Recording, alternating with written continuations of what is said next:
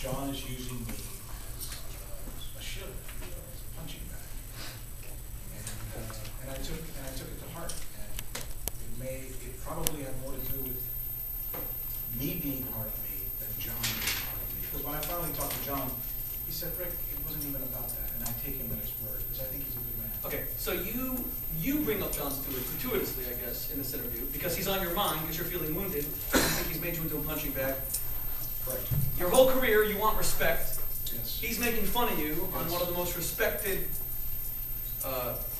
TV shows in the country, arguably the most influential, perhaps. And a lot of your colleagues watch the show, correct? A lot of people in the news are watching Jon Stewart. And the people who hire my colleagues, and the bosses, and all the other people who are very influential. And he's making fun of you.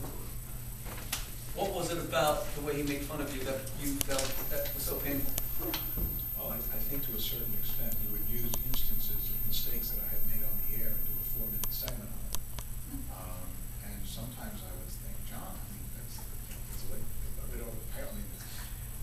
One time I remember I was doing an interview with someone and they said, I think 9 or 11 meters. And I said, well, what does 9 or 11 meters mean? Because most people don't think in meters, they think in feet and inches.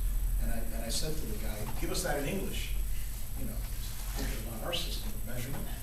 And John did like a 3 or 4 minute segment saying, making me look like a clown and an idiot because I didn't know what it was. And you know, it's satire, it's comedy, and I wish I had taken it that way. So why didn't you? He also, correct me if I'm wrong, you mistook the Galapagos Islands for Hawaii, or vice versa. Yeah, it was a map. It was in the middle of a breaking story. I was in my 4th hour of doing breaking news, and there was a tsunami heading for the Pacific coast.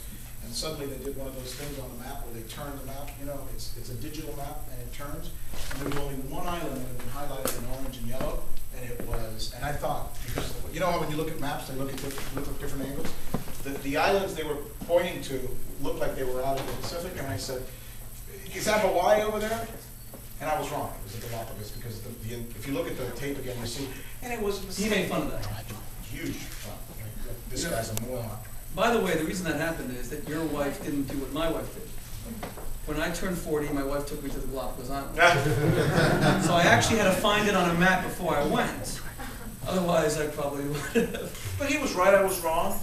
Okay, so he's making fun of you, and he makes fun of everybody, and he makes fun of, he called George Bush a moron 10 trillion times, and he makes fun of Fox News nonstop, and he tears into Glenn Beck, and he tears into people on the left as well, maybe not as much, but he's an equal opportunity offender. Yet this is getting to your core, so much so that in an interview that has nothing to do with Jon Stewart, you bring up Jon Stewart and call him a bigot. Why was his criticism so painful? I mean, if you can't stand the heat, get out of the kitchen. You're a national TV host. You talk about other people. You're probably critical of other people. And when you can dish it out, but you can't take it. By the way, I started with the word bigot and I brought it down to prejudicial. Yeah, no, we'll get to that. I actually didn't want to say that because, again, I want to proceed methodically here. But you brought up Jon Stewart. Yeah. Why are you allowed to criticize people on the air, but they can't criticize you? You criticize people on CNN, don't you? No, you're right. You're right. It's you know, we criticize and then we should be able to take it. And my skin should have been much thicker. And through a convergence of everything else going on at that time in my life, and the end of the show, and being just exhausted and wanting to get the hell out of there to go to my daughter's softball game, I felt in that moment like I would get mad, and I did, and I lashed out, and it was wrong. Well, it seems to me it's more than that. It seems to me that the reason why Jon Stewart's criticism got to you so much, if he had criticized you for being an extremist, or your opinions, the way he does some, maybe you could have handled it. It seems to me that what really got to you is that he was calling you dumb. That it got back to the core of what you said earlier. That you're not part of this elite club who went to Harvard and Yale and all the Ivy Leagues because you are not smart enough. You're not talented enough. You can't compete in the big leagues. And that's what he was really saying. And that got to the core of your most deep-seated insecurity. There's no question. That you're not good enough, that you're inadequate. He seemed priggish and overweening, and it was insulting to me, and I felt like he was ridiculing me and calling me stupid, and it went against everything that I've worked for, and I felt disrespected, and I lashed out. Yes. I think it's fair to say that on a daily basis, there are blogs written all over the place that call me all kinds of names. And sometimes I smile at them, and sometimes I laugh at them, sometimes they're hurtful, so I just turn the page. I don't like it, I hate it. But I don't question their right to do so. You suddenly... Have you ever had No, I know that you can't be a public figure and not have it both ways. You can't, let's face it, all of us who are in the public eye, whether we want to admit it or not, are a little bit damaged, meaning Aristotle said 2,500 years ago that success is built on damage. I'm paraphrasing. We have something to prove. The guy that wants to master others through becoming richer than they are, or more famous, he's compensating for something. People who have peace at their center, they usually don't achieve as much because they have no need to prove it. On the contrary, they lead maybe more wholesome, more fulfilling lives. I accept that there's an element of me that enjoys attention. I just want to consecrate to a higher end, and I don't want to become a narcissist. So I want to keep it in balance, and I want to use it for something good. So if you accept that, then you need to accept that the attention goes both ways. You can't just have positive press. I mean, you knew that, no. Didn't you? Yes. Well, actually, to be perfectly honest with you, I know that now better than this experience, and maybe God does these things for a reason, because obviously in the last couple of months I've felt pretty totally destroyed, and it's been very, very difficult. But I come away, and I think, God willing, as I continue in my profession and continue to do whatever it is that I end up doing, I think I'll be a better man for having gone through this experience. Because I think it's taught me to be more concerned about what's in my heart than what's in Jon Stewart's heart. So in other words, to see yourself not through someone else's reflection, but through the prism of your own convictions, instead of always trying to please people or to get their approval. When we're in that rat race, and we're going in and putting 12 and 14 hours in, and you're just going in and you're producing and you're writing and you're meeting and you're editorial meetings, and then you're on the air and then you're memorizing material and you're doing this, and at the end of the day you run home and now you're with the kids and you're putting the kids to bed, and at the end of the day you just do it all over again. You never have time to be self-reflective or introspective. And I didn't. My life was work and my children and my wife. And this is actually the first time I've had a chance in 25 years to step back and say, who am I? What drives me and what makes me whoever it is that I am? Well, isn't that the reason that we have a weekly Sabbath, so we can actually turn off, and all of the creative juices that are used to master the elements are now inverted, so that we can begin to master ourselves? I mean, that's why I think a Sabbath is so missing. You're right. I mean, that was a very, very prescient, insightful comment. We're all machines. We're motors. No one has time for introspection. That's why I want to do this conversation here. This synagogue is famous for its introspection. It's famous for having a rabbi, Rabbi Citrin, who, I'm a rabbi too, but I listen to his speeches and it makes me think about myself, because he's a very, very deeply spiritual man, as was Shlomo Carlebach, his great uncle and predecessor. Okay, let's get back. Why weren't you flattered that Jon Stewart, one of the most influential men in American culture today, gave you so much time, even if it was making fun? He wasn't.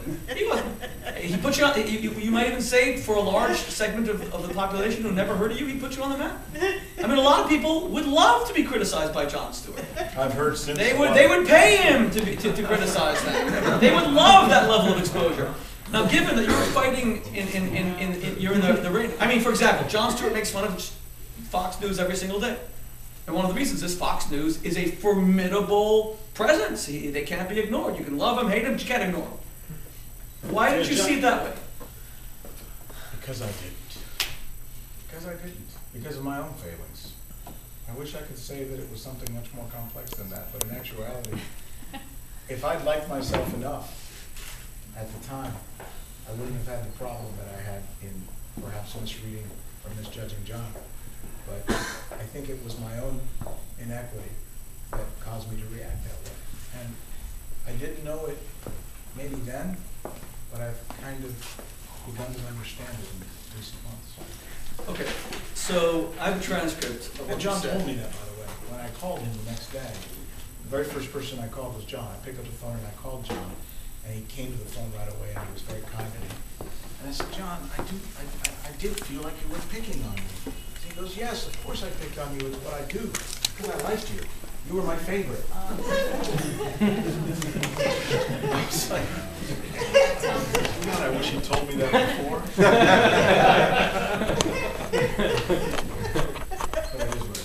Okay, so now let's get into the actual comments. So first, you called him a bigot. Yes, you retreated from that, and you called him prejudicial. You changed it. So, and you know, we wanted to play the tape of it, but we decided not to because I want to focus on the words. Because it's 55 minutes long. And you can all listen to it. You can all listen to it. It's on the website now.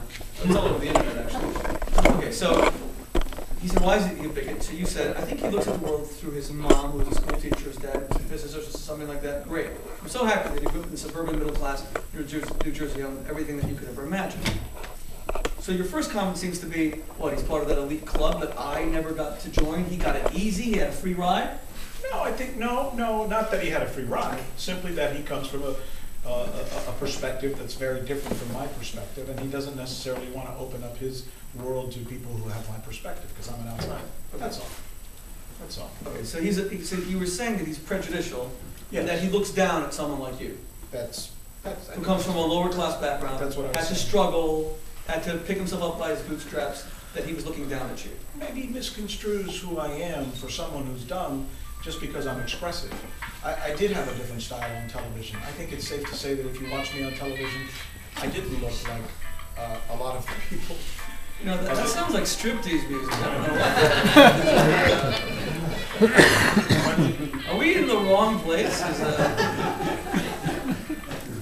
When you looked at my style on television, I was very expressive. I was very different. I did different things. My audience was young. It tended to be ethnic. It tended to be social media driven.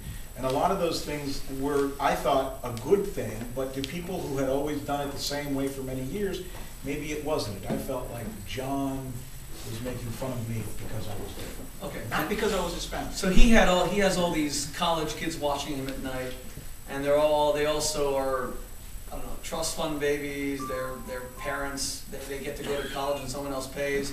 And you have these hardworking people, and he doesn't respect your audience. I feel like he didn't get me. Okay. He just didn't get me.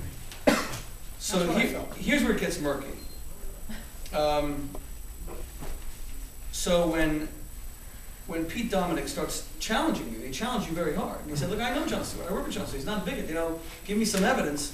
So you kept on trying to justify it, and you said, "I think he's prejudiced against anyone who's different than who you are. Anybody who's not your frame of reference. Anybody who doesn't look and sound exactly like the people that you sound and grew up with. People that you put on your show who always reflect somebody who I'm bringing in to sit around me, who's very different from me." So you continue this line of thought, and he continues to challenge you, and that's when he famously says to you, essentially, he's Jewish. How could he be a bigot? How could he be prejudicial? He's part of a minority that has suffered. What did you then say? I tried to make the point that anybody can be prejudiced. It doesn't matter whether you're Jewish or Hispanic or black or wherever you come from. And I tried to make it eloquently, and it came out very inelegantly. And as a result, it made it sound like I'm something I'm not. Okay. This is the actual portion. And remember, there's 35 minutes of conversation prior to that. Okay. This is the actual portion that was so destructive. I'm telling you that everybody who runs CNN is a lot like Stewart. Elitist. Well, let's not interpret first. Let's first hear it. I'm telling you that everybody who runs CNN is a lot like Stewart. A lot of other people that run all the other networks are a lot like Stewart. And to imply that somehow the people in this country who are Jewish, are an oppressed minority, they have a history of oppression? A repressed minority? Question. So let's go through it. People said there were 3 insinuations that you made, and that this is what cost you your job. Number 1, that the people who run CNN are a lot like Stewart, meaning Jews control the media. Number 1. Absolutely not. Let's just go through it first. I'm telling you the way it was